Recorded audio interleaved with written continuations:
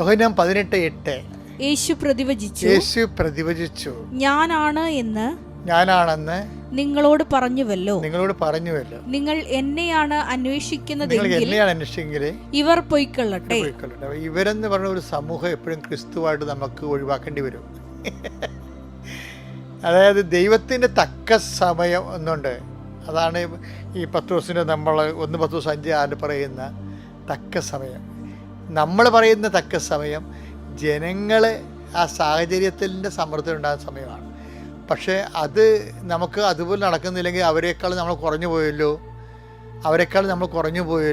എന്ന് നോക്കി. ഇപ്പോൾ മാർക്ക് ലിസ്റ്റ് കിട്ടുമ്പോൾ നമ്മുടെ മാർക്ക് ലിസ്റ്റായിട്ടല്ല നോക്കണത്. നിനക്കെത്ര കിട്ടി എന്ന് ചോദിക്കത്തില്ലേ?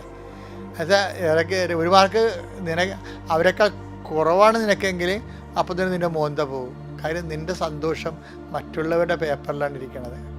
താരതമ്യം എന്ന് പറയും ഇതിനെ.